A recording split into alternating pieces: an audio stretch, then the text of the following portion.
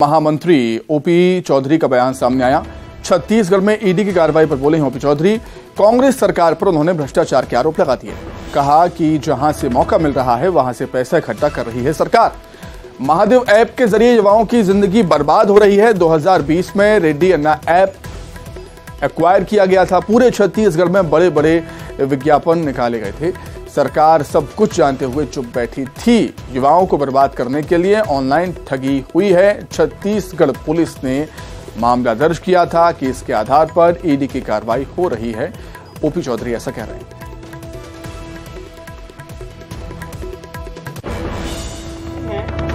भूपेश बघेल की कांग्रेस की सरकार किस तरह से सभी जहां जहां उसको मौका मिल रहा है सब जगह से पैसा इकट्ठा करके गांधी परिवार को पहुंचाकर ही अपनी कुर्सी को जिंदा रख पाई है।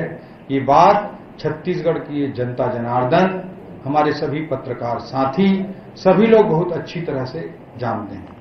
महादेव ऐप 50 लाख यूजर्स लगभग इसका माना जाता है और इसने 2020 में रेड्डी अन्ना ऐप को एक्वायर किया 1000 करोड़ रुपए। 1000 करोड़ रुपए। मैं मई 2020 में सुपेला में इस पर पहला FIR दर्ज हुआ। वो भी तब दर्ज हुआ जब ये पैसा इकट्ठा करते रहे और जब इनकी डिमांड बढ़ती गई और जब ये डिमांड में कुछ इनकी ऊंच नीच हुई होगी तब इन्होंने छोटा मोटा केस दर्ज करके उसको रफा दफा करने का काम किया।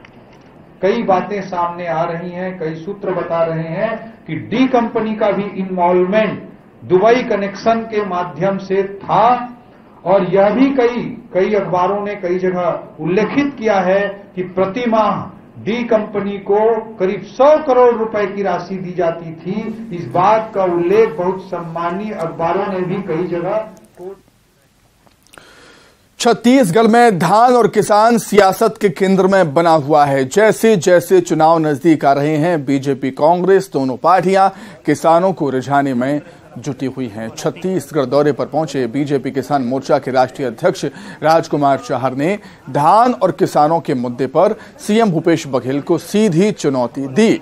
कहा कि धान खरीदी के लिए 80% पैसा केंद्र की मोदी सरकार ने दिया है और भूपेश बघेल सरकार धान खरीदी पर वाहवाही लूट रही है। बघेल सरकार ने किसानों के साथ छल किया कि हम भारतीय जनता पार्टी की सरकार बनाने के लिए दिन और रात परिश्रम करेंगे, मेहनत करेंगे और भाजपा की सरकार जब तक नहीं बनेगी तब तक हम चैन से नहीं बैठेंगे। ऐसे संकल्प के साथ आज भारतीय जनता पार्टी के कार्यकर्ता एक ऊंचे मनोबल और ऊंचे उत्साह के साथ आज कर रहे हैं और मानिए कि भूपेश बघेल जी को चुनौती दी है। मैं निश्चित रूप से उनको चुनौती देता हूं।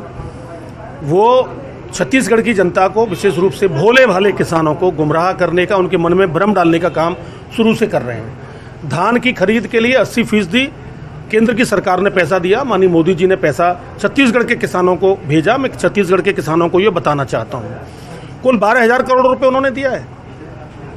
हम लोगों ने 80% से ज़्यादा अधिक पैसा किसानों को देने का काम किया है और हमारे कार्यकर्ता गांव गांव घर घर जाकर किसानों से, सभी वर्गों से सुझाव ले रहे हैं।